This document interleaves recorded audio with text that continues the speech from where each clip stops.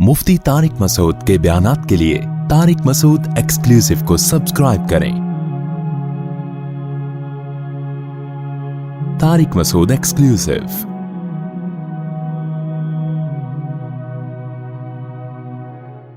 देखो, एक चीज़ का खूब ख्याल करो, अपने आप को हमें अमली ज़िंदगी से जोड़ना पड़ेगा। ये तो आज इज्तिमाई दुआ हुई, हकीकत बताऊं मुझसे इज्तिमाई दुआ नहीं मांगी जाती। अल्लाह का बड़ा फ़ज़ल है, मुझे आदत है कभी कभार, मैं नहीं कह रहा कि कोई बहुत नेक हूँ, जब भी कुछ तौफीक टूटी फूटी मिलती है दुआ मांगने का लुत्फ़ तन्हाई में आता है। ये तो इसलिए ताकि लोगों को थोड़ा सा दुआ मांगने का सलीक़ा आ जाए, थोड़ा सा अल्लाह के सामने गिड़गिड़ाने का ज़ौक़ पैदा हो जाए। लेकिन हमारे यहाँ जैसे ऐसे लोग आपको मिलेंगे जो साल में एक दफ़ा नहाते हैं ईद के दिन, वो भी कोई मशवरा देता है उनको, तो ऐसे लोग भी होलसेल के हिसाब से मौजूद हैं जो साल में एक दफ़ा दुआ करते हैं। और वो इसलिए दुआ में आते हैं कि चलो कभी ज़िंदगी में तौफीक नहीं मिली तो आज ख़त्म कुरान है, दुआ में शरीक हो जाओ। गनीमत है, ये ना होने से ये भी बेहतर है। लेकिन हकीकत यह है कि जिसको तन्हाइयों में अल्लाह के सामने मांगने की आदत का चस्का लग गया, उसकी ज़िंदगी बन जाती है। हर एक का अपना तर्जिया होता है ना, बुज़ुर्गों के इरशादात भी होते हैं, फ़लाँ बुज़ुर्ग ने ये फ़रमाया, फ़लाँ ने ये फ़रमाया, फ़लाँ ने ये होता है ना, उनके अपने ज़ौक़ होते हैं। मैं बुज़ुर्ग तो नहीं हूँ लेकिन आजकल फरमा बहुत कुछ रहा हूँ। तो अगर आप कह सकते हैं जी मैंने ये फ़रमाया, फ़रमाने पर गवर्नमेंट की तरफ से कोई पाबंदी नहीं है, और तजर्बे इंसान शेयर कर सकता है, उस पर भी कोई पाबंदी नहीं है। ये मैं इसलिए कह रहा हूँ कि ये ना समझे कि मुफ्ती साहब बहुत बड़े आजकल बुज़ुर्ग बने हुए हैं और आजकल फरमाना भी शुरू कर दिया इन्होंने। फरमुदात होते हैं ना बुज़ुर्गों के। एक बात खूब अच्छी तरह समझ लें कि दुआ से ज़्यादा मुश्किल इबादत मेरे इल्म में कोई नहीं है। दुनिया का सबसे मुश्किल काम क्या है? दुआ मांगना। और दुआ से बड़ी इबादत भी कोई, बोलो ना भाई, नहीं है। मुश्किल भी और सबसे बड़ी, बड़ी का मतलब क्या है? अल्लाह का कुर्ब, अल्लाह से ताल्लुक़, अल्लाह से मोहब्बत, अल्लाह और बंदे का लिंक जितना दुआ के ज़रिए बनता है, मेरा अपना तजर्बा ये है कि इतना किसी और इबादत से नहीं, हत्ता कि रोज़े, ज़कात, नमाज से भी नहीं बनता। मेरा तजर्बा है, गलत भी हो सकता है। अभी मैंने इरशाद फरमाना बोला था ना, इरशाद फरमाया, फरमाया पर तो आप थके हुए भी हैं, थोड़ा सा चुटकुले भी सुना देता हूँ। फरमाया पे बहुत दफ़ा एक लतीफ़ा सुना चुका हूँ, नए नए लोग आ जाते हैं। हमारे एक दोस्त तबलीगी जमात में गए, कोई देहाती भी उनके साथ थे। जब उन्होंने बयान शुरू किया किसी गांव में, तो बयान में कहने लगे, फरमाया जो आदमी नमाज नहीं पढ़ता वो ऐसे है जैसे जिना करने वाला। फरमाया जो आदमी नमाज नहीं पढ़ता वो ऐसे जैसे कत्ल करने वाला। फरमाया, ऐसे फरमाया फरमाया क्या कह के हदीसें आ रही हैं। ये साहब कहते हैं, मैंने सोचा कि यार ये हदीसें आज मैं पहली मर्तबा सुन रहा हूँ। फरमाया फरमाया, हमने तो कभी नहीं सुना कि नबी ने ऐसे फरमाया। कह रहे मैंने बयान के बाद उसको पकड़ लिया कि यार आज तो तूने इतना कुछ कहा कि फरमाया। हम जब कहते हैं फरमाया तो मुराद नबी ने फरमाया ना। तो यार ये जो इतनी सारी हदीसें तू सुना रहा है कि जो नमाज नहीं पढ़ता ऐसे जैसे कत्ल किया, जो नमाज नहीं पढ़ता ऐसे जैसे जिना किया, तो किसने ये फरमाया? कह रहे हमने फरमाया। क्या कह रहे? हमने फरमाया। हमने कहा भाई ये तेरे फरमुदात के लिए लोग यहाँ नहीं बैठ, कुछ भी फरमा दे तू। लेकिन जैसे उसने कुछ भी फरमा दिया, गवर्नमेंट की तरफ से फरमाने पर पाबंदी नहीं है, लेकिन उसने तो वैसे ही फरमा दिया ना। लेकिन मैं जो कुछ फरमा रहा हूं उसके पीछे एक तजर्बा है, एक लॉजिक है, एक दलील है, ऐसे ही हवाई बात नहीं है। सबसे ज्यादा इंसान को अल्लाह के करीब करने वाली इबादत दुआ। سب سے مشکل عبادت بھی کون سی ہے؟ بولو، دعا۔ آپ کہیں گے یار یہ کہاں سے مشکل ہو، روزہ کتنا مشکل ہے، صبح سحری میں اٹھو، سارا دن جو ہے وہ نہ کھاؤ نہ پیو۔ بہت سے لوگ کہتے ہیں روزے میں اللہ صرف ایک گھونٹ چائے کی اجازت دے دیتا نا۔ صبح جب سحری کے بعد فجر پڑھ کے 1 گھنٹہ سو کے جب اٹھتے ہیں تو ایسا لگتا ہے جیسے قبر سے کسی مردے کو اکھاڑا جا رہا ہے، عجیب سی حالت ہوتی ہے نا اس وقت۔ اسی طرح آفس میں پہنچ جاتے ہیں، پھر اگر ایک آدھ گھونٹ چائے پینے کی اجازت ہوتی کیسے فریش ہو جاتے ہیں، لیکن اللہ نے اجازت نہیں دی۔ تو آپ کہہ سکتے ہیں اتنی مشکل عبادت روزہ، مفتی صاحب کہہ رہے ہیں نہیں، دعا مانگنا اس سے بھی زیادہ مشکل۔ نماز کتنی مشکل عبادت، لیکن مولانا صاحب کہہ رہے ہیں یہ فرمایا بھی وہی فرمایا ہے جو اس نے فرمایا تھا۔ یہ کیا ہو رہا ہے بھائی؟ اس کو دنیا میں سب سے مشکل بات پتہ ہے کیا ہے؟ الفلاحیہ کا اسپیکر ٹھیک ہو جائے، حقیقت یہ کبھی ٹھیک، دیکھو اسٹائل دیکھو، ادھر بھی ڈالا ہوا ہے، ادھر بھی رکھا ہوا ہے، ادھر ایک اور لگا ہوا ہے، پھر بھی بیچارے لگے رہتے ہیں، یہ کہتے ہیں جنات ہیں۔ تو آپ کہہ سکتے ہیں بھائی کیسے مشکل ہے؟ اصل میں دعا، اور ایک اور اشکال ہوگا، آپ کہتے ہیں لوگ تو بہت دعائیں مانگتے رہتے ہیں، کتنی دعائیں مانگتے ہیں نا، صبح و شام دعائیں مارکیٹ میں چل رہی ہیں ہول سیل کے حساب سے۔ اصل میں وہ دعائیں پڑھی جا رہی ہیں، مانگی بولو۔ دعا پڑھنا بہت آسان ہے۔ یونس علیہ السلام نے مچھلی کے پیٹ میں لا الہ الا انت سبحانک انی کنت من الظالمین کہہ کے دعا پڑھی نہیں تھی، یہ دعا مانگی تھی۔ اور ہم کیا کر رہے ہوتے ہیں؟ پڑھ رہے ہوتے ہیں۔ جتنے مرد یہاں بیٹھے ہیں، جتنی خواتین بیان سن رہی ہیں اوپر، ان سے گزارش ہے کہ اپنے معمولات میں دعا کا اضافہ کریں اور اللہ سے دعا مانگنے کا معمول بنائیں۔ دعا مشکل کیوں ہے یہ میں بتانا چاہ رہا تھا۔ باقی جتنی عبادتیں ہیں ان میں کتنی ٹینشن ہوتی ہے، وضو کرو، پھر چل کے آؤ، صبح سحری میں اٹھو، روزہ رکھو، دعا میں تو کچھ بھی نہیں ہے، یوں کرو اور پڑھنا شروع کر دو۔ اصل میں دعا نام ہے دل کے لگنے کا، جذبے کے ساتھ مانگنے کا۔ شیطان انسان کو یہ باور کراتا ہے کہ تو مانگتا ہے ملے گا تجھے کچھ بھی نہیں، اس لیے مانگتا ہے ہی نہیں، پڑھتا ہے۔ کیونکہ جب مانگ رہے ہوتے ہیں نا تو پتہ ہوتا ہے کہ ملنے والا بولو کچھ بھی نہیں، لیکن چونکہ مسلمان ہیں شاید ٹرائی کر کے دیکھتے ہیں، شاید کچھ ہو جائے، تو زبان تھوڑی گھس جائے گی۔ اس جذبے سے جب دعا مانگی جاتی ہے تو وہ دعا نہیں کہلاتی۔ دعا کا مطلب یہ ہوتا ہے کہ میں نے جس کے دربار میں ہاتھ پھیلائے ہیں وہ بڑا جواد اور کریم ہے، اور نبی نے فرمایا اللہ کو اس بات سے شرم اور حیا آتی ہے کہ کوئی اس کے سامنے ہاتھ اٹھائے اور اللہ ان ہاتھوں کو خالی واپس کر دے۔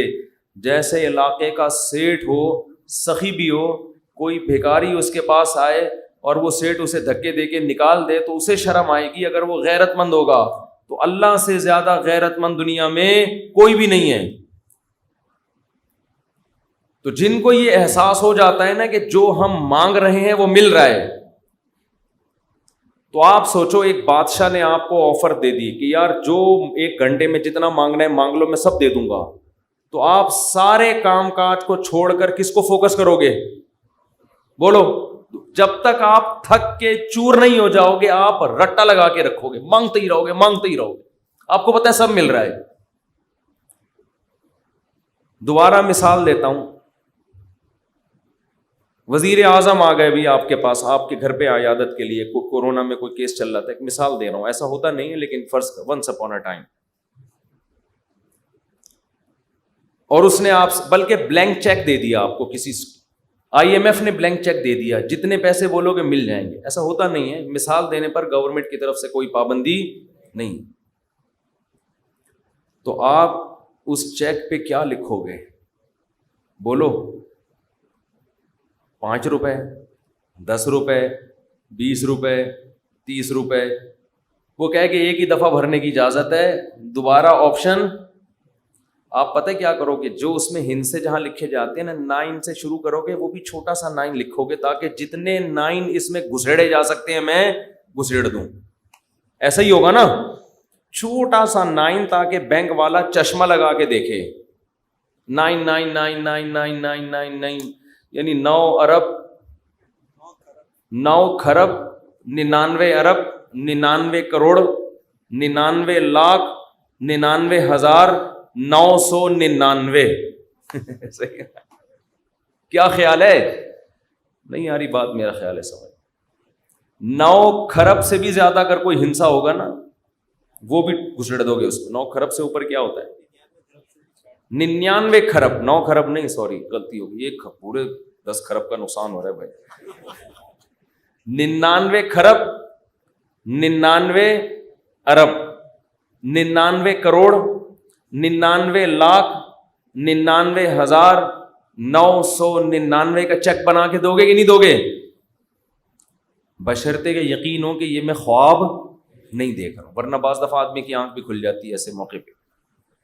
وہ ایک آدمی کی لاٹری نکلی نا، اسی 99 کھرب روپے کی، یہ بہت 5 ارب کی لاٹری نکل آئی.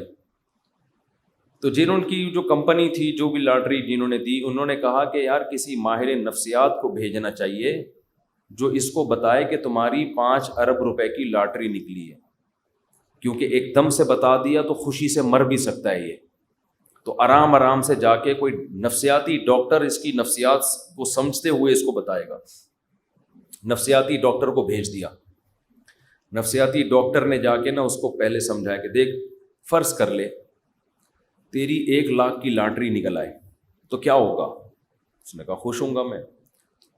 1 لاکھ پہ اس نے کہا چلو نہیں مرے گا، ٹھیک ہے نا، اب لاکھ سے تھوڑا سا اوپر آؤ. اچھا فرض کر 20 لاکھ کی لاٹری نکلے. اس نے کہا یہ کروں گا، دکانیں بناؤں گا، یہ کروں گا، ایک پلاٹ خرید لوں گا. اچھا ایسے 20 لاکھ سے اوپر آیا، 1 کروڑ تک پہنچا، 1.5 کروڑ تک، 2 کروڑ تک، 3 کروڑ تک. 3 کروڑ میں کیا کرے گا جی؟ اتنی دکانیں لے لوں گا، بحریہ ٹاؤن میں گھر لے لوں گا، وغیرہ وغیرہ. ہوتے ہوتے 5 کروڑ، جو اصل تھی نا 5 کروڑ تک آ گیا. اچھا یہ بتا 5 کروڑ کی لاٹری نکلی تو کیا کرے گا؟ اس نے کہا آدھی تجھے دے دوں گا. یہ سننا تھا ماہر نفسیات کا انتقال ہو گیا. ماہر نفسیات کا انتقال ہو گیا. وہ بیچارہ برداشت نہیں کر سکا یہ خوشی.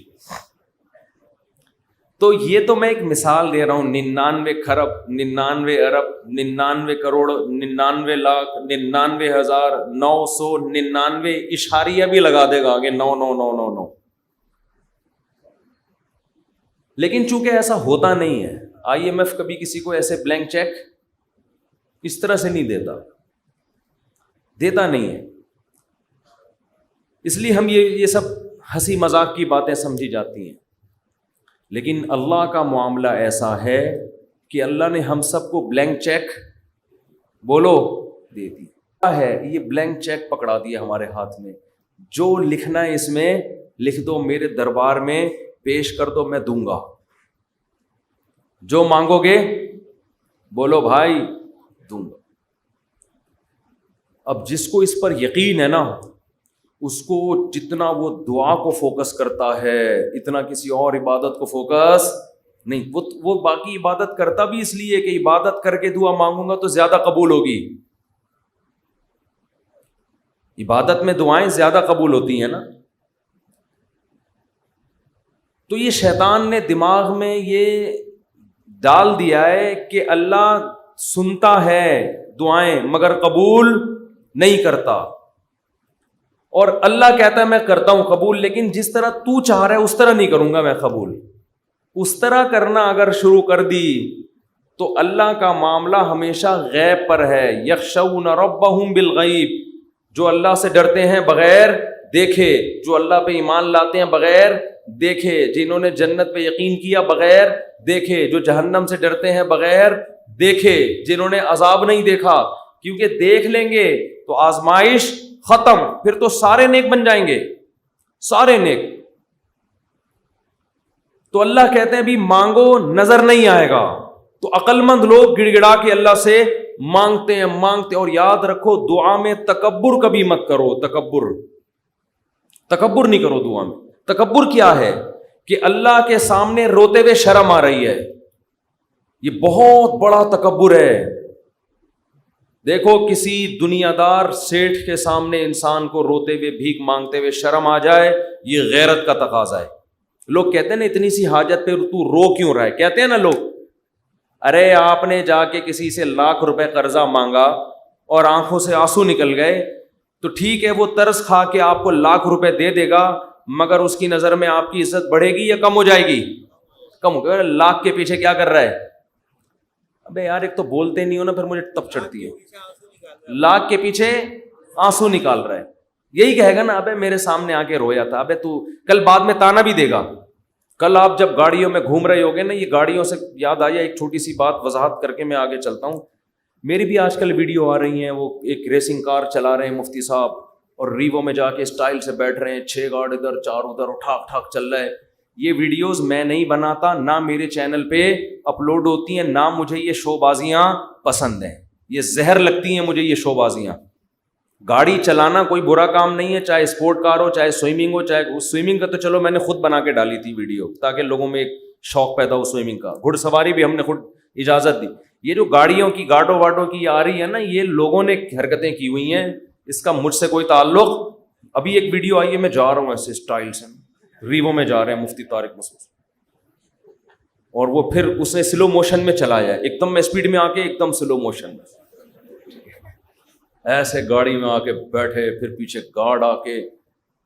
تو دیکھو علماء کی عزت ان کے علم سے, ان کی دینی خدمتوں سے ہوتی ہے. یہ کلاشن کوفوں سے, ریوو اور لینڈ کروزر, یہ چھچور پنے لوگوں کا, یہ چھچور پنا ان چیزوں سے عزت حاصل کرنا. سمجھتے ہو کہ نہیں سمجھتے؟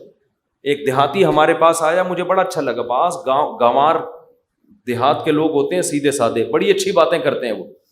وہ ایک عالم کے پاس گیا, ان کے گارڈ تھے, جیسے ہی گیا تو گارڈ کھڑک کھڑک ایک دم جو ہے نا, وہ عالم اپنی ریوو میں آ کے بیٹھے اور بڑا پروٹوکول کے ساتھ. وہ گارڈ بھی شو مارنے کے لیے نا, خام خام میں وہ کیا ہوتا ہے یار, وہ تو گن کو لوڈ کر رہے ہیں نا شو مارنے کے لیے.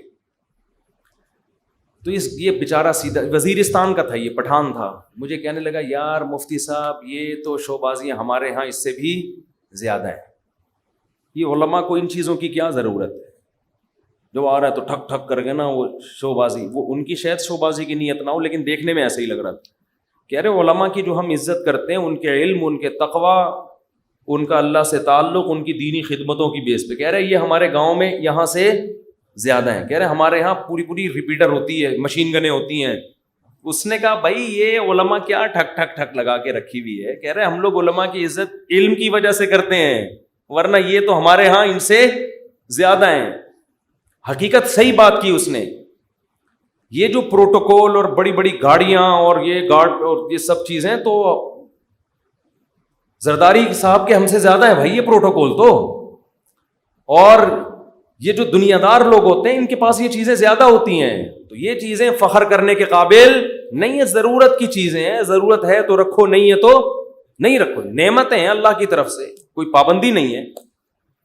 تو یہ جو ویڈیوز میری اس طرح کی آ رہی ہیں, یہ میں نے نہیں بنائی, نہ میں نے کسی کو کھڑا کیا ہوا ہوتا ہے کہ کیمرے سے لے کے میری ویڈیو بناؤ پھر سلو موشن میں لے کے آؤ اس کو. وہ بڑی عجیب اسٹائل میں آئی ہے, جا رہے ہیں جی میں جا رہا ہوں. اور جو گاڑی میں چلا رہا ہوں ضروری نہیں کہ وہ میری ذاتی گاڑی ہو. وہ اسپورٹ کار کا کہہ رہے ہیں مفتی صاحب نے, اسپورٹ کاریں بھی رکھی ہوئی ہیں.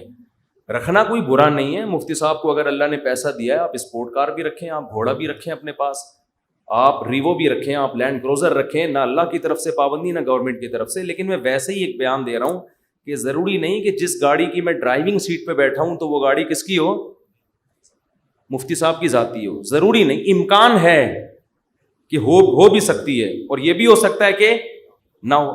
لیکن یہ جو ویڈیوز بن رہی ہیں کہ اسٹائل میں آ رہے ہیں اور پھر بیٹھ رہے ہیں, یہ مجھے بالکل پسند نہیں ہے یہ اسٹائل, یہ لوگ خود کر لیتے ہیں. اب لوگوں کو روکنا میرے بس میں نہیں ہے, کیونکہ جہاں بھی جا رہے ہیں ہر آدمی کے پاس میں کیمرہ ہوتا ہے, کس کو روکے آدمی, ایک پہ پابندی لگاؤ گے دوسرا, اور پھر لوگ اپنے چینلوں کو پروموٹ کرنے کے لیے یہ کام کر رہے ہوتے ہیں.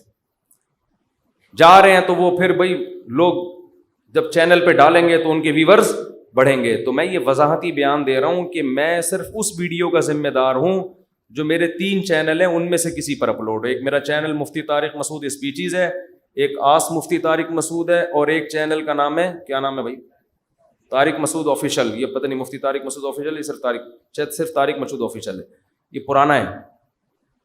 اور یا فیس بک پہ جو میرا آفیشیل پیج ہے. تو اس کے علاوہ کہیں بھی کچھ آ رہا ہے تو وہ یہ لوگ نہیں نہ سمجھے مولانا صاحب یہ بھی دھندے شروع کر دیے مولانا صاحب نے, اب یہ اسٹائل مارنا صحیح ہے نا شروع کر دیے ہیں کہ وہ یہ ہو رہا ہے. خیر جلدی سے ہم موضوع کی طرف آتے ہیں. تو کیا بات کر رہا تھا یار, جلدی سے دعا کی بات تو چل رہی تھی, لیکن ہاں تو دعا میں اللہ کے سامنے گڑ گڑاتے ہوئے عار محسوس نہ کیا کرو. ایک ٹیکنیکل فالٹ لوگوں میں دیکھتا ہوں میں, جب دعا مانگتے ہیں تو منہ پہ یوں کر لیتے ہیں, یوں کر چھپا دیتے ہیں منہ اپنا. پتہ نہیں لوگوں سے شرم آ رہی ہے آپ کو, کیا ہو رہا ہے یار. انسان کے سامنے آنسو بہانا بے عزتی کی بات ہے, استغنا کے خلاف. اپنی حاجت لوگوں کے سامنے بیان بولو نہ کی جائے. اگر آپ نے کر دی, آپ کسی کے سامنے رو دیے, اس کی نظر میں آپ کی عزت کیا ہو جائے گی, کم. مت رو, اپنے آنسو چھپاؤ لوگوں کے سامنے. ہمارے حضرت فرمایا کرتے تھے اپنی بیماریاں بھی چھپاؤ. کوئی بیماری ہے کس کے بیان کرو, بولو. لوگوں کا نہ گیت گاؤں میرے یہ مسئلہ, میرے یہ مسئلہ, میرے گردے میں مسئلہ, میرے پھیپڑ میں مسئلہ, میرے کسی کے سامنے بیٹھ جاؤ نا آج اپنے دکھ ایسے بیان کرے گا لپٹ کے رونے کا دل کرتا ہے اس سے ایسے, حالانکہ فٹ فاٹ ہوگا. میرے ساتھ یہ مسئلہ, میرے ساتھ یہ مسئلہ, میرے ساتھ یہ مسئلہ. ابے بھائی تیرے ساتھ کوئی اچھا کام بھی قدرت نے کیا ہے. حضرت حکیم الامہ مولانا شرف علی تھانوی رحمہ اللہ تعالیٰ کو حضرت ڈاکٹر عبدالحی صاحب رحمہ اللہ نے خط لکھا, مسئلے لکھے نا, حضرت یہ مسئلہ, یہ ٹینشن, یہ پریشانی, یہ پریشانی, یہ پریشانی, یہ پریشانی, آپ دعا فرمائیں.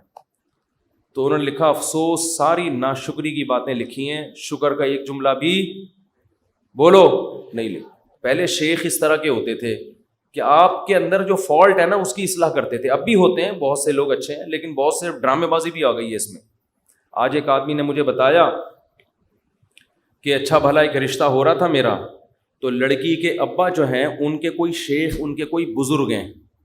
ان لڑکی کے ابا نے بزرگ سے پوچھا کہ میری بیٹی کے لیے فلاں کا رشتہ آ جائے.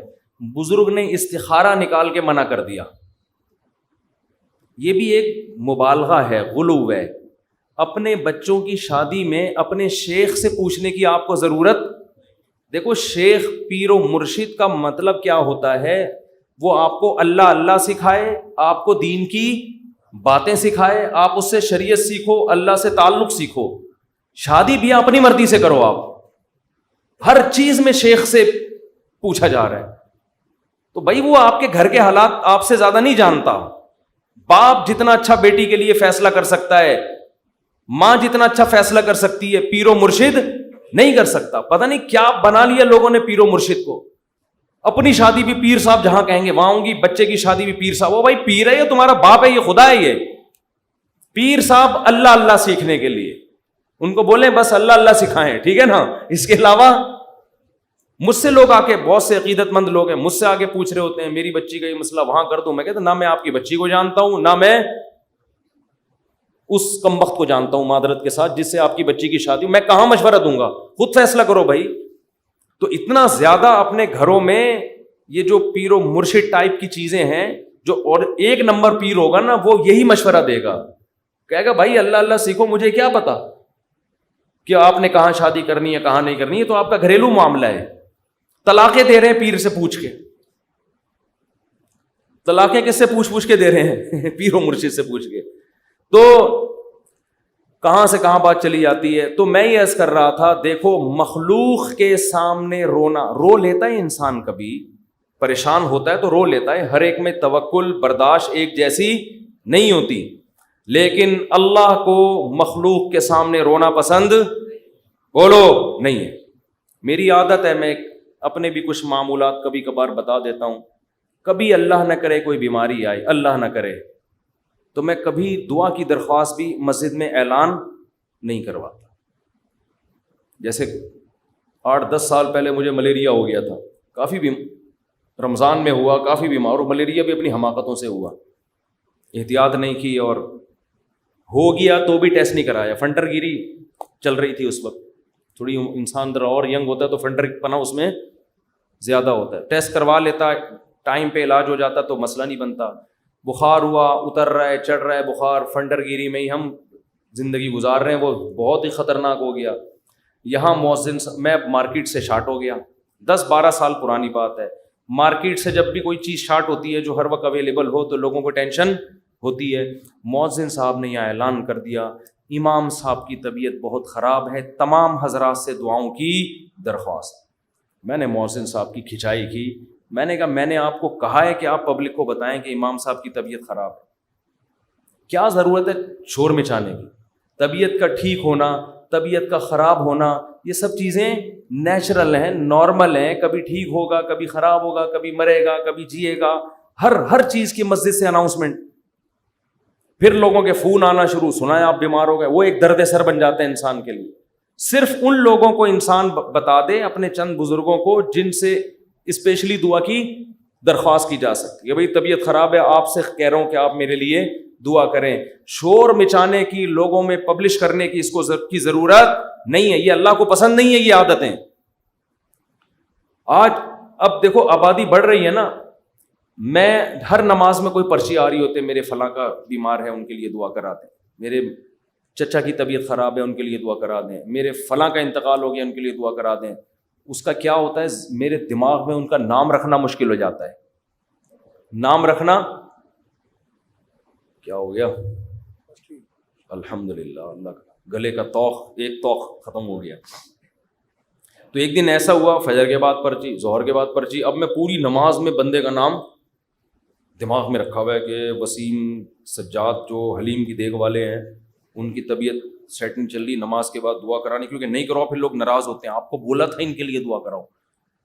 یا تو پرچی وہاں لے جا کے رکھ دیں نا، زبانی میں اور ٹینشن. تو ایک دن ایسا ہی ہو گیا، مجھے پاس ایک ظہر میں ایک صاحب آئے کہ جی وہ فلاں کی طبیعت خراب ہے. میں نے کہا یار میں ہول سیل کے حساب سے دعا مانگ لوں گا، اے اللہ جس کی بھی طبیعت خراب ہے ٹھیک کر دے یا عافیت سے اٹھا لے.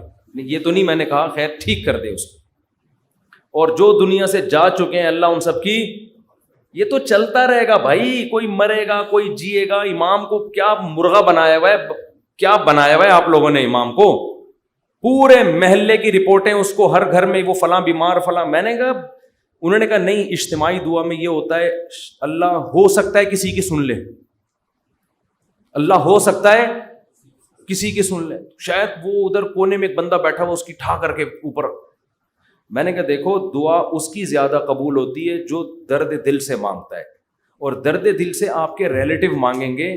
کسی کو کیا پتا کہ سجاد حلیم والا کون ہے، وسیم کباڑ والا کون ہے، سلیم گولے گنڈے والا کون ہے، اور شریف پنچر والا کون ہے. کسی کو کیا پتا یار. جب اس طرح دعائیں مانگیں گے لوگ کہیں گے اللہ ہے وہ ٹھیک کر دے، تیری مرضی، نہیں بھی کر تو کوئی اتنی بڑی ٹینشن والی بات نہیں ہے. آپ اپنے خاص محبت والے چاہنے والوں کو بتایا کرو. کوئی بزرگ ہیں جن سے تعلق ہے، یا امام سے خود کہہ دو کہ مفتی صاحب میرے فلاں کی طبیعت خراب ہے آپ دعا کر دیں، کیونکہ آپ کو عقیدت ہے امام صاحب سے شاید ان کی دعا، تو انسان کھڑے کھڑے وہی دعا کر دے. یہ سنت ہے. صحابہ نبی کے پاس آ کے یہ نہیں کہتے تھے کہ مسجد نبوی میں فلاں کے لیے دعا کروا دیں. صحابہ یہ کہتے تھے یا رسول اللہ آپ میرے لیے یہ دعا کر دیں. نبی اسی وقت کھڑے کھڑے ان کے لیے دعا کرتے تھے، اور بہت دفعہ سامنے قبول بھی ہو جاتی تھی. نبی صلی اللہ علیہ وسلم نے ایک دفعہ ارشاد فرمایا کہ میری امت کے 70,000 لوگ بغیر حساب کتاب کے جنت میں داخل ہوں گے جو اللہ پہ بہت زیادہ توکل کرتے تھے. تو ایک صحابی کھڑے ہوئے حضرت عکاشہ مجمع میں، انہوں نے کہا یا رسول اللہ میرے لیے دعا کر دیں، میں بھی انہی میں سے ہوں. یہ نہیں کہا یا رسول اللہ میرے لیے 27ویں رات کو سب کے سامنے دعا کروا دیے گا، بس یا رسول اللہ آپ میرے لیے بھی دعا کر دیں. آپ نے فرمایا اے اللہ اللہم اجعل عکاشۃ منہم، اے اللہ عکاشہ کو بھی ان لوگوں میں شامل کر دے۔ جب حضرت عکاشہ کی دعا نبی نے مانگی صحابہ کو تو جوش پیدا ہو گیا۔ ایک اور صحابی کھڑے ہوئے، یا رسول اللہ میرے لیے بھی دعا کر دیں کہ اللہ مجھے بھی ان میں سے کر دے۔ آپ نے فرمایا سبقک بہا عکاشہ، عکاشہ سبقت لے گئے۔ کیا مطلب؟ حدیث کا مفہوم کیا ہے کہ اللہ نے یہ فضیلت اس کے لیے رکھی تھی جو اس فضیلت پہ بہت زیادہ حریص ہو، اور یہ حرص عکاشہ میں ہے کیونکہ انہوں نے کسی اور کے کھڑے ہونے کا انتظار نہیں۔ یہ بذریعہ وہی نبی کو پتہ چلا نا کہ یہ اللہ اسی کے لیے قبول کرے گا جو پہلے نمبر پہ کھڑا ہو کے دعا مانگے گا، دوسروں کے لیے آپشن نہیں ہے۔ تو نبی سے تو ڈائریکٹ درخواستیں کی گئی ہیں۔ اس طرح علماء سے کہنا چاہیے کہ حضرت میرے فلاں کا مسئلہ ہے، یہ دعا کرا دیں، یہ کر دیں آپ دعا، تو یہ ٹھیک ہے، لیکن اجتماعی پرچیاں دے دے کے دعائیں کبھی کبھار ٹھیک ہے، اس کا معمول بنانا ٹھیک نہیں ہے۔ اپنے غم کو کس کے سامنے بیان کریں؟ اللہ کے سامنے۔ اس کو پبلش کرنا آج فلاں کے ساتھ یہ مسئلہ مجھے اچھا نہیں لگتا، کبھی ذرا سی طبیعت خراب ہوئی، وہ ملیریا ہو گیا تھا تو یہاں پھر دعائیں شروع، مفتی صاحب بیمار، ابے بھائی اللہ کے سامنے بیان کرو، کیوں پبلک؟ پھر تبلیغ ترس کھا رہی ہے، اچھا نہیں لگتا کہ کوئی آپ پہ آ کے ترس کھائے، بیچارہ کہے آپ کو۔ لوگ کہیں گے مفتی صاحب بیچارے، مجھے تو اچھا نہیں لگتا بھائی، مجھے آ کے کوئی کیا کہے؟ بولو بیچارہ۔ بھائی ہم تو بیچارے نہیں، ہم اللہ کے سامنے بیچارے ہیں، آپ کے سامنے فنٹر ہیں، ہم ایسے ہی رہو۔ تو کون ہے اور کیا وہ تو کون ہے ہمیں بیچارہ ہے؟ ایک شاعر کا شعر ہے بڑا زبردست، اللہ بچا کے رکھے، استغنا کے ساتھ ہی رکھے، لیکن لوگوں کے سامنے کمزوری ظاہر کرنا۔ ہمارے فرماتے کوئی دوا بھی کھاتے ہو نا، لوگوں سے چھپ کے کھایا کرو۔ کوئی بھی دوا کھا رہے ہو، لوگ اپنی بیماری لوگوں کے سامنے ایسے نکلو، یہ کوئی بیماری نہیں، فٹ فاٹ، بے شک چھپ چھپ کے کچھ بھی کھا رہا ہو، ٹھیک ہے نا، لوگوں کے سامنے مت غم کو ظاہر کرو۔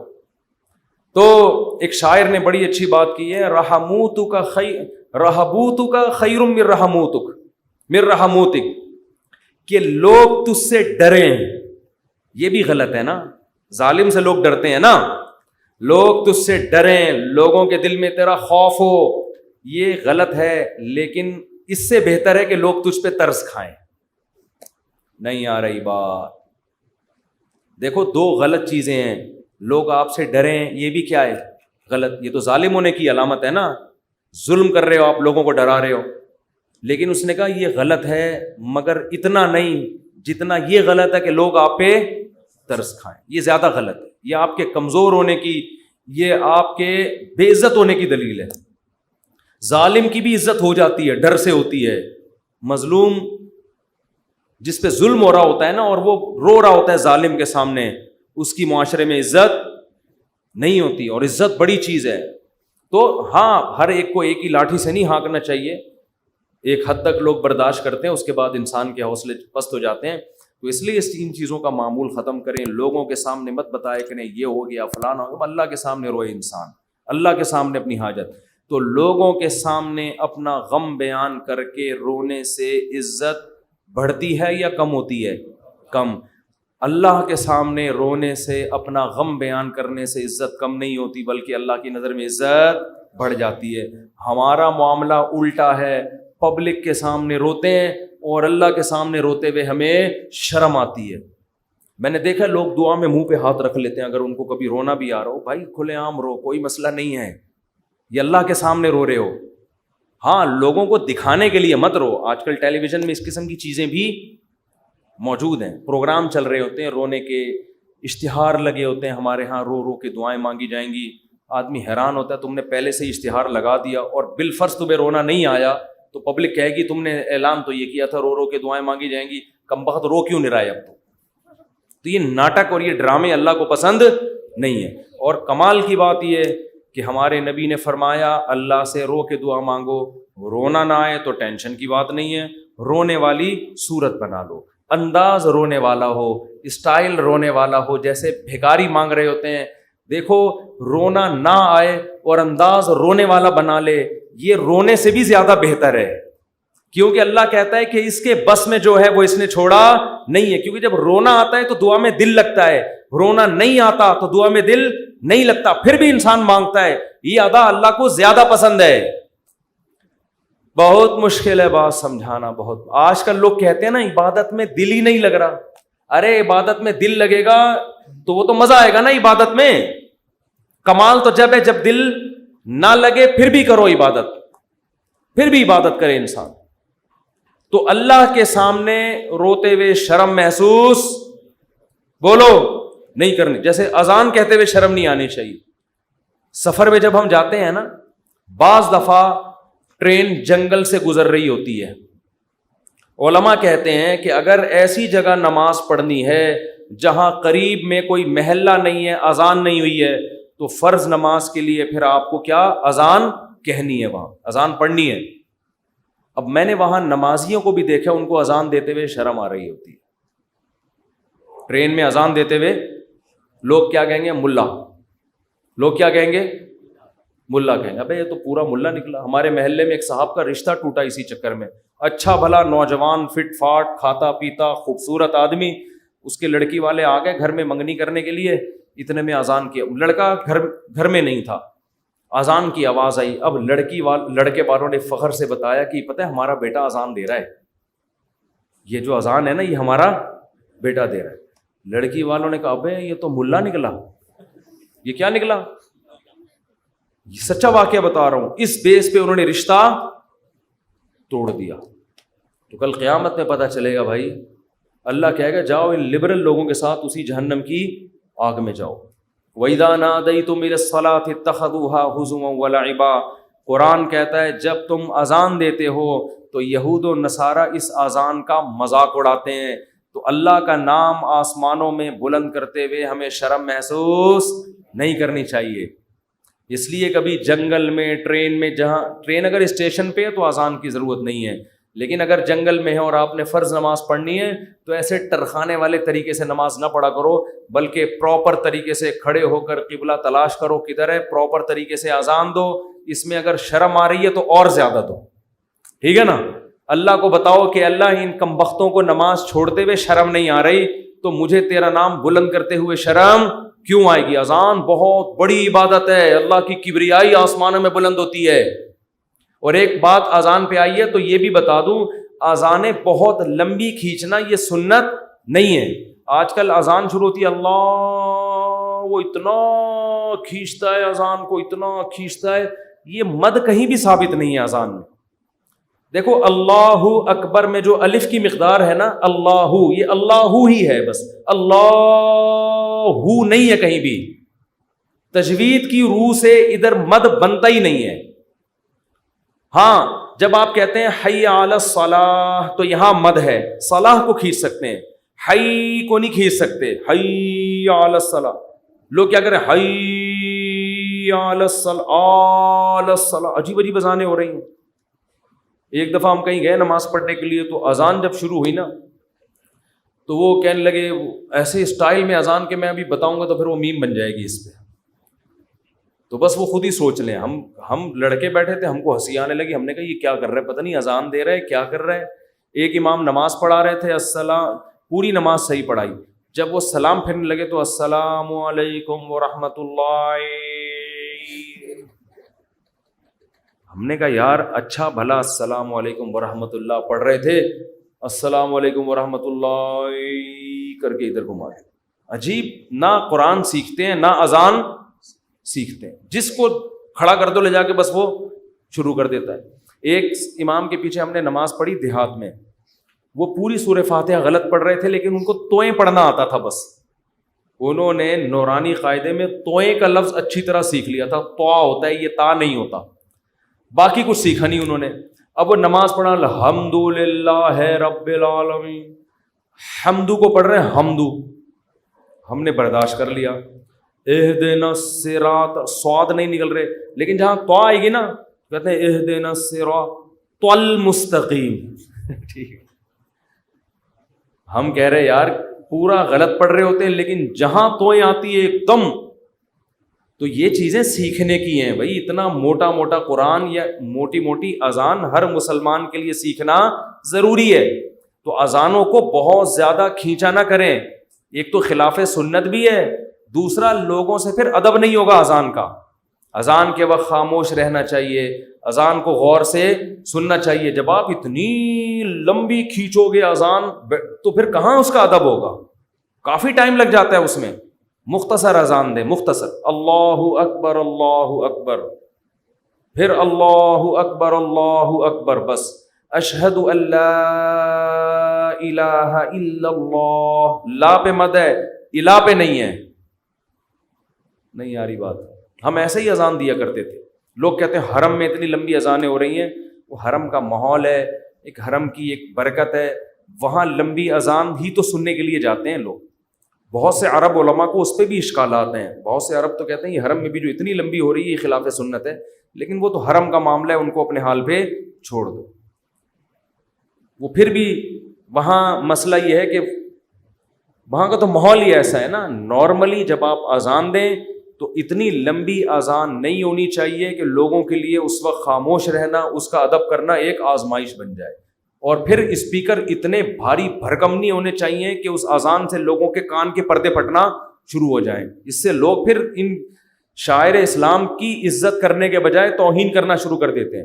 خاص طور پہ غیر مسلم ممالک میں جہاں آپ کو کوئی اذان کی پرمیشن دے دے تو اعتدال سے اذان دیں, ان کے آرام کا خیال رکھیں. تو جلدی سے میں یہ بات کو ختم کروں. دیکھو, دعائیں مانگنے میں شرم اور عار محسوس نہ کرو. اللہ کے سامنے گڑ گڑانے میں شرم اور عار محسوس نہ کرو, اس کا معمول بنا لو. حضرت عمر فرمایا کرتے تھے کہ میری دعا قبول ہو رہی ہے یا نہیں, مجھے اس سے غرض نہیں ہے, مجھے اس سے غرض ہوتی ہے کہ مجھے دعاؤں کی توفیق مل رہی ہے کہ نہیں مل رہی. تو جتنی دعائیں, ڈاکٹر ٹھیک کرے گا, جا مانگ ڈاکٹر سے, میری مرضی میں ٹھیک کروں نہ کروں, لیکن تو نے یہ بتا دیا ہے کہ تو مجھے اپنا محتاج, تو اپنے آپ کو میرا محتاج نہیں سمجھتا. تو نے اپنے عمل سے یہ ثابت کر دیا ہے کہ تو اپنے آپ کو نہیں سمجھتا کہ میں اللہ کا محتاج ہوں. تو نہیں سمجھتا کہ اللہ سب کچھ کر سکتا ہے. اس لیے اللہ کی نظر میں دعا کی ویلیو ہے. اگر آپ کا کوئی مسئلہ اٹکا ہوا ہے اور آپ اس کے اسباب اختیار کرتے ہو, دعا نہیں مانگتے, اللہ کہتے ہیں تیرا یہ خیال ہے کہ مسئلے میں دور نہیں کر سکتا, مسئلے تیرے گورنمنٹ دور کرے گی. تو یہ تکبر ہے جو آپ کو سزا کا ذریعہ بنے گا اور برکتیں چھین لے گا آپ کی زندگی سے.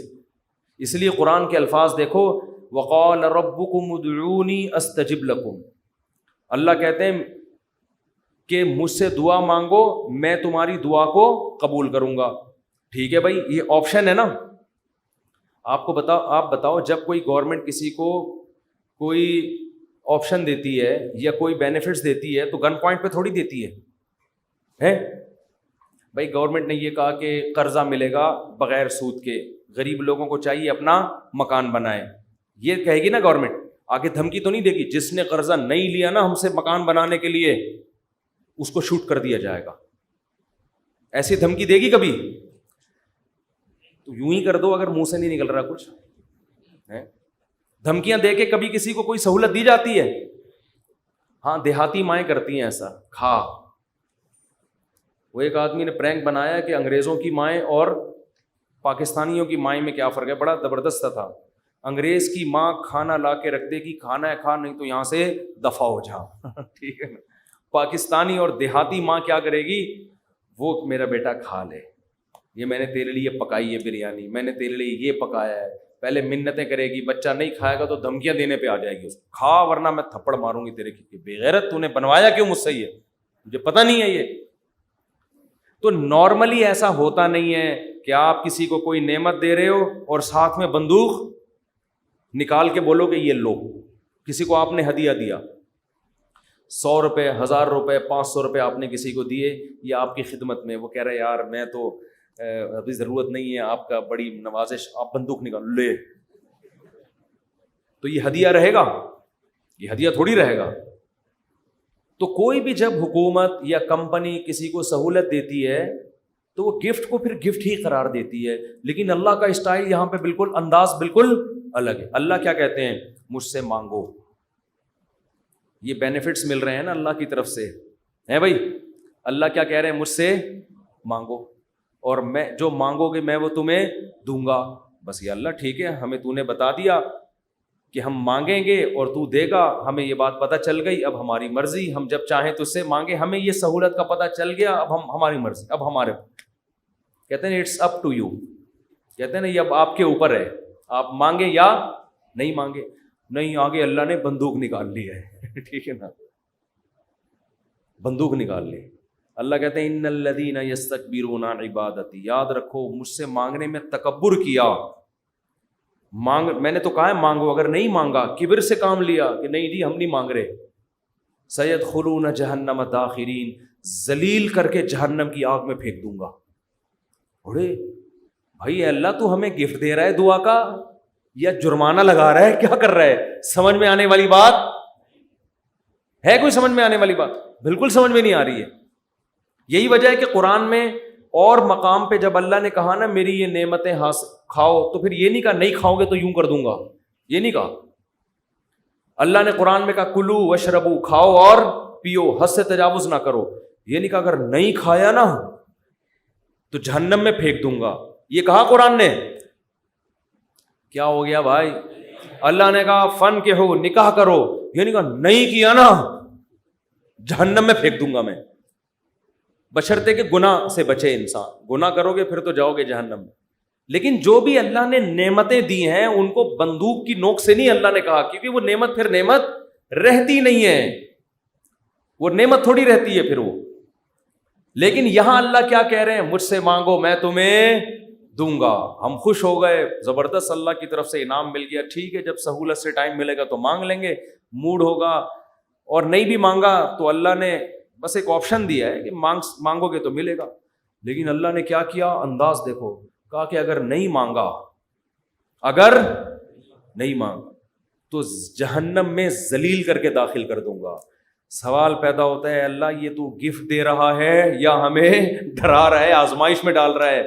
اللہ کہتے ہیں گفٹ بھی دے رہا ہوں لیکن یہ بہت بڑی آزمائش بھی ہے.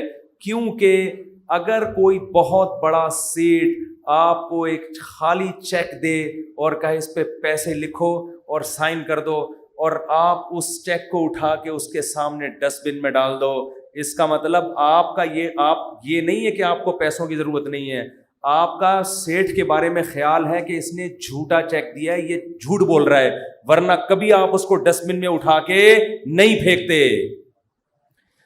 بہت مشکل ہے بات سمجھانا, بہت مشکل.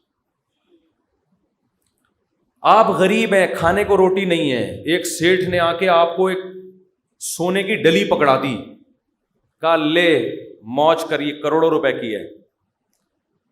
آپ نے اٹھا کے اس کو آپ نے کہا آپ نے اچھی آفر کی مجھے, بہت اچھا تحفہ ہے, بہت خوشی ہوئی, اب آپ جا سکتے ہیں. بیگم سے کہا اس کو کچرے میں پھینک دو. سیٹھ کو پتہ چلے گا نا تو وہ کہے گا بیٹا تو اتنا بڑا سیٹ تو ہے نہیں کہ تجھے اس کی ضرورت نہ ہو, یہ تو میں جانتا ہوں, کھانے کو تیرے پاس روٹی نہیں ہے, یہ جو تو نے اس کو ڈسٹ بن میں پھینکا ہے نا یہ اس کی علامت ہے تو مجھے جھوٹا سمجھتا ہے کہ میں نے تجھے جو سونے کی ڈلی دی ہے وہ سونے کی نہیں ہے, اس پہ سونے کا پانی چڑھا ہوا ہے. تو یہ کس کے جھوٹ بولنے, یہ اصل میں تو میرے اوپر الزام لگا رہا ہے. اللہ کہتے ہیں مانگو. اللہ کو پتہ ہے کہ ہم سب محتاج ہیں, ہمارے درجنوں مسائل ہیں, ایسا دنیا میں کوئی نہیں ہے جس کے سارے مسئلے حل ہو گئے. مسئلہ حل ہوتا ہے تو 20 مسئلے پیدا کر کے حل ہوتا ہے وہ. اب دیکھو کتنے مسائل ہیں, کسی کوئی بے روزگار ہے, پیسے نہیں ہیں, پیسے آ گئے تو خطرات بڑھ گئے, ڈکیتی کا خطرہ, پیسے آ گئے تو 10 مسائل کھڑے ہو گئے, اور کوئی مسئلہ کھڑا ہو گیا, گردے کا مسئلہ ٹھیک ہوا, ہارٹ کا پیشنٹ بن گیا, اور 20 قسم کے مسائل ہیں نا. سب کچھ ٹھیک ہے تو پھر بھی سکون نہیں ہے زندگی میں, نیند نہیں آ رہی, نیند کی گولیاں کھا کے سو رہے ہیں. دنیا میں ٹینشن لیس آدمی کوئی بھی نہیں ہے. اب اللہ نے کہا مانگو. اب ہمیں اللہ نے بلینک چیک دے دیا ہے کہ جو لکھو گے میں دے دوں گا تمہیں. آپ نے اللہ کی اس آپشن کو, اللہ کی اس نعمت کو اٹھا کے ڈسٹ بن میں پھینک دیا. آپ ہر ایک کے در پہ جا کے اپنی حاجتیں بیان کرتے ہو, کبھی تھانے میں پہنچے ہوئے ہوتے ہو, کبھی ڈی سی آفس پہنچے ہوئے ہوتے ہو, کبھی ڈی ایس پی کے پاس پہنچے ہوئے ہوتے ہو, کبھی وزیر اعظم سے رابطے کی کوشش میں, کبھی مسجد کے امام سے آ کے کہہ رہے ہوتے چڑیل آ گئی ہے, کوئی دم درود کر کے اس کو بھگا دو گھر سے. 10 قسم کے, لیکن اللہ کا دروازہ کھٹکھٹانے کے لیے تیار نہیں ہو.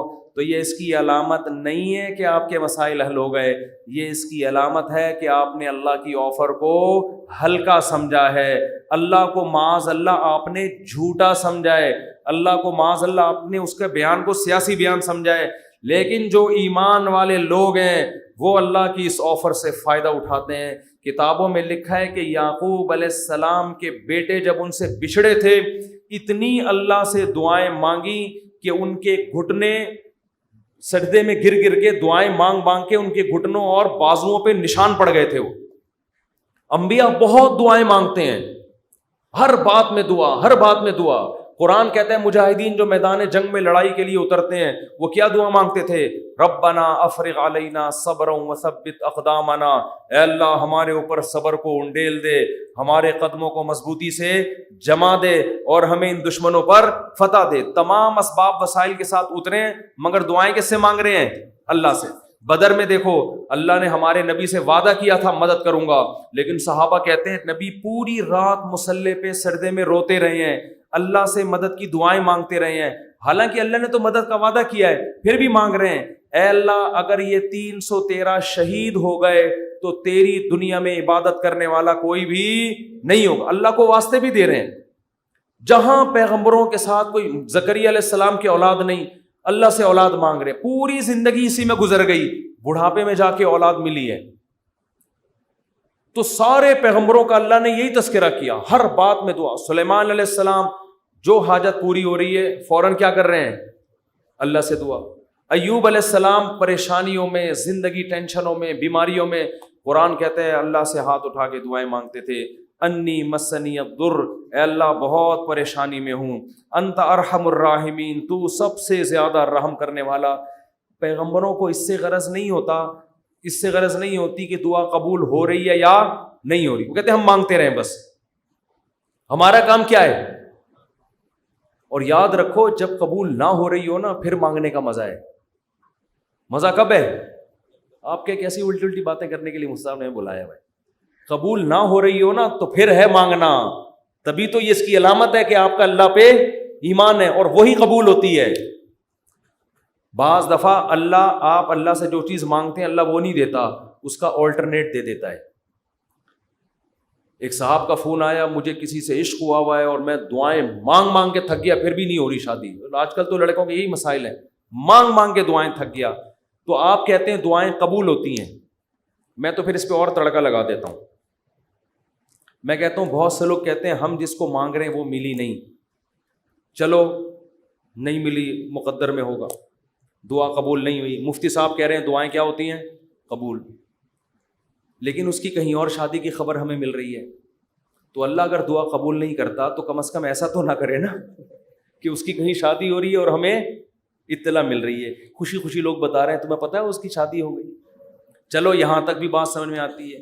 اس کے بچہ ہوا، ہمیں اطلاع دی جا رہی ہے آگے، ارے تمہیں خوشخبری سنا ہے وسیم بھائی، کوئی وسیم بیٹھے ہو تو معذرت، تمہیں پتہ ہے وہ جو تمہاری کلاس فیلو تھی اس کی ایک جگہ شادی ہو گئی تھی، اس کے ماشاءاللہ آج بیٹا پیدا ہوا ہے۔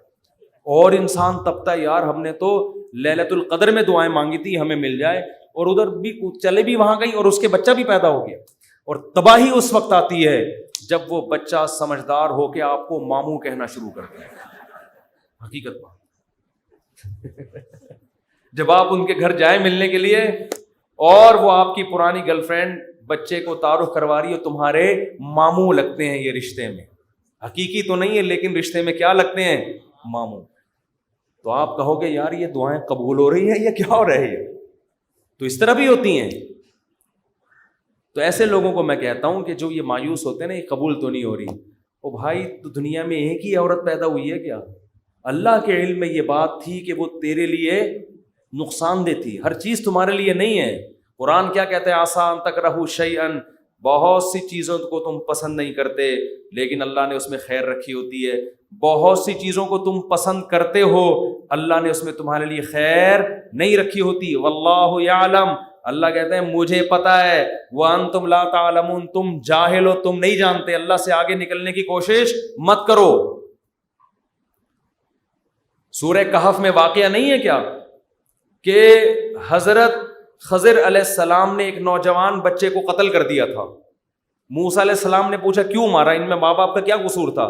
فرمایا یہ بچہ بڑا ہو کر ماں باپ کا باغی بنتا, اس لیے اللہ نے اٹھا لیا اس کو, اور نیک والدین تھے, اللہ ان کو دوسری اولاد دے گا. اب وہ والدین تو رو رہے ہوں گے ہائے ہمارا بچہ اللہ نے چھین لیا ہم سے. بھائی اللہ کے علم میں یہ بات ہے کہ اس کے کا نعم البدل اللہ تمہیں عطا کرے گا, اور وہ ایسا ہوگا جو تمہاری خدمت کرے گا. تو ہمیں نہیں پتا, کچھوں کے اولاد نہیں ہوتی, وہ پریشان ہے ہو کیوں نہیں رہی, اسی میں خیر ہے.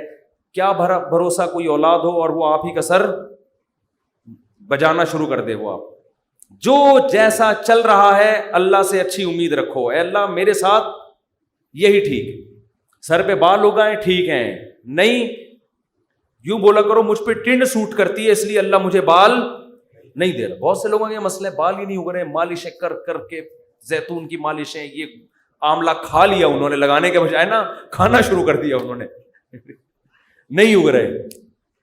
ایسے لوگ ایسے گنجے دنیا میں موجود ہیں. مجھ سے آگے پوچھ رہے ہوتے ہیں آپ نے کیا کیا ہے جو آپ کے بال اگائے؟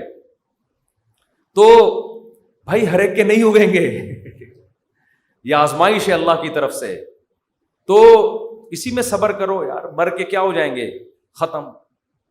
اسی میں اس پہ روٹیاں پکاؤ.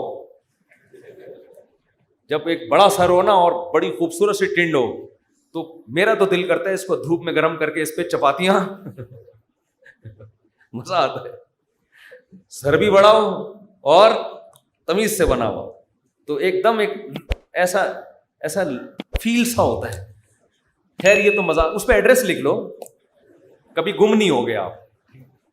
تو اگر اللہ نے ٹنڈ دی ہے بہت سے کام اس ٹنڈ سے لیے جا سکتے, ایڈریس لکھ دو اس پہ, تو اس کا فائدہ یہ ہوگا کہ کبھی بھی گم نہیں ہوگے.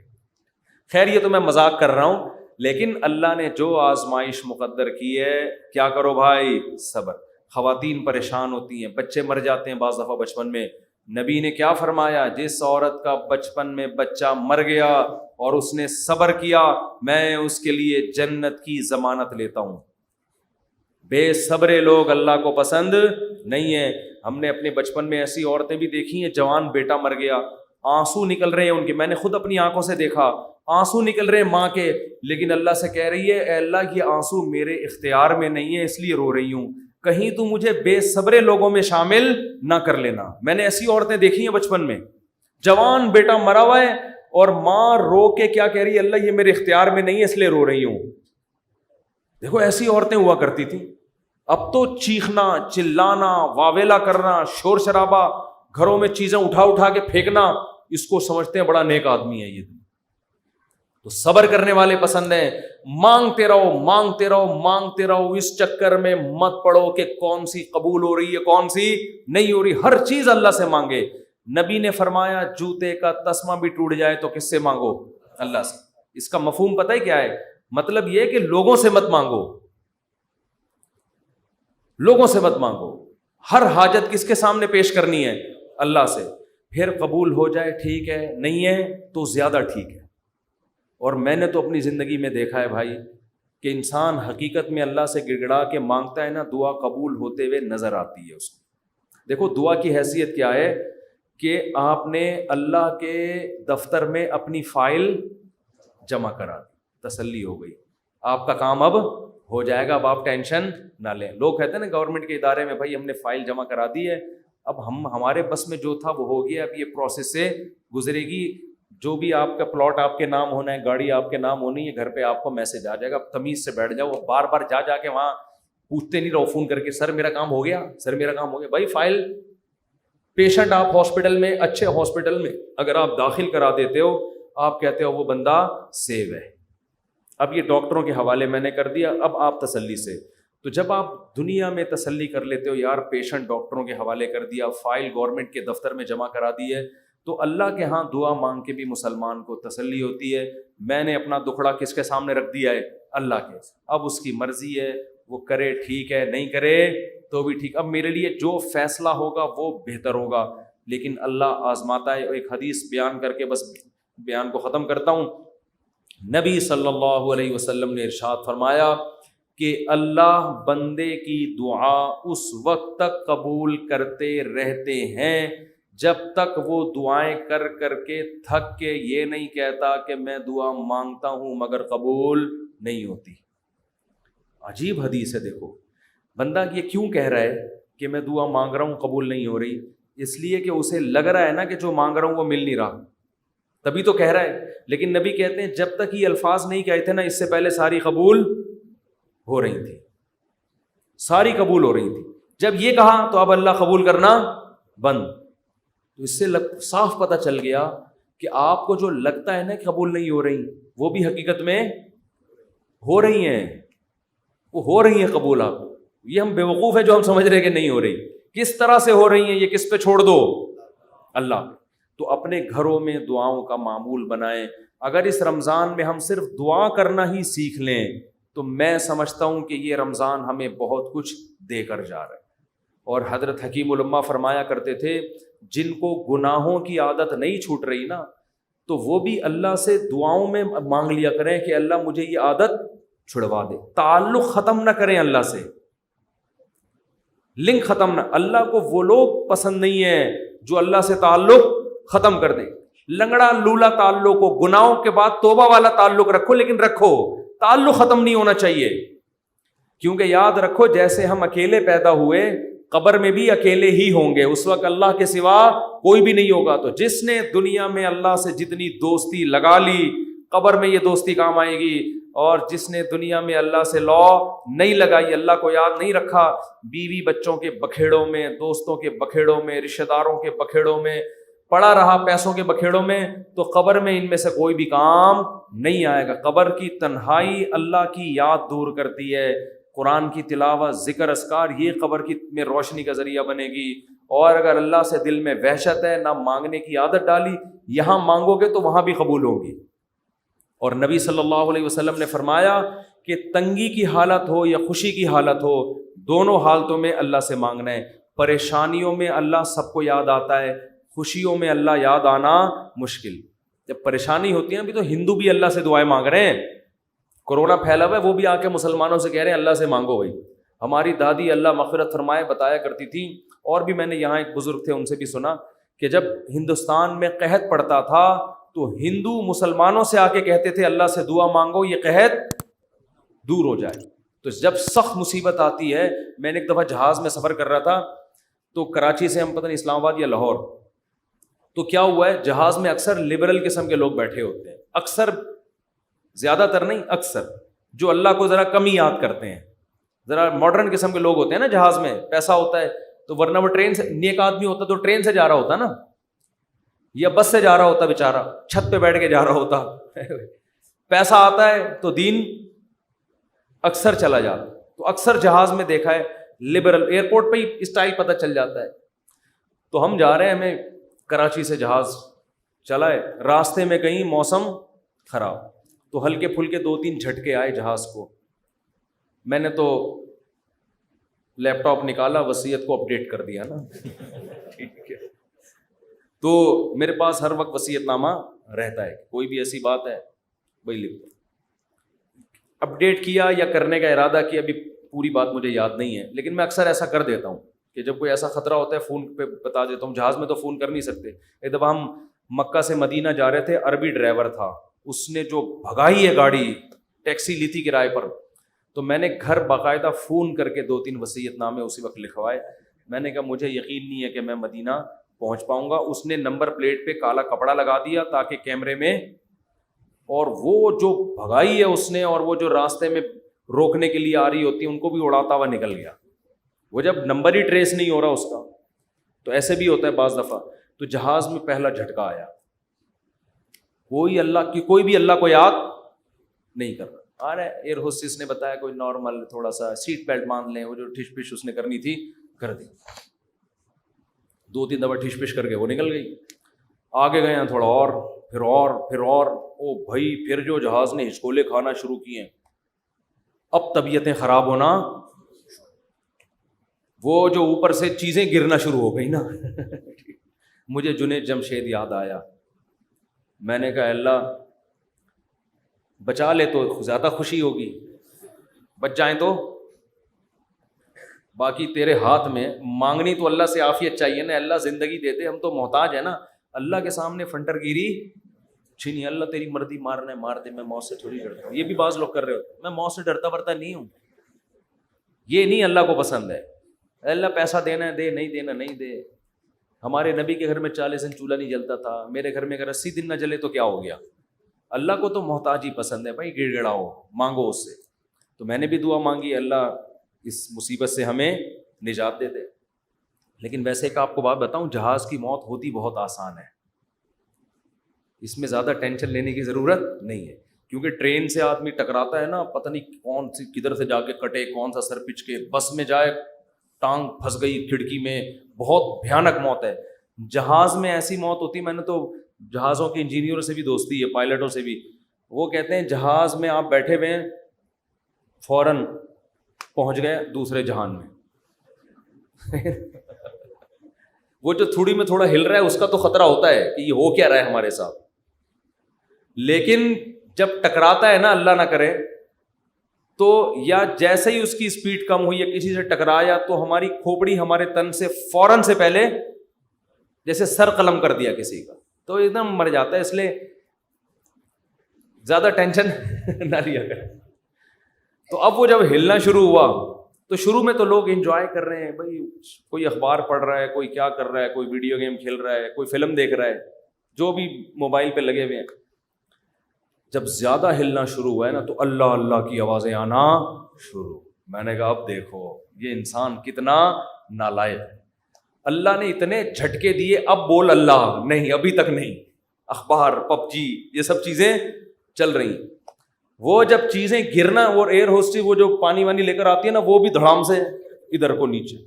جب اتنی حالت ہوئی ہے، وہ ایئر ہوسٹس بولے ایکچولی کچھ بھی نہیں، کچھ بھی نہیں، کچھ بھی نہیں.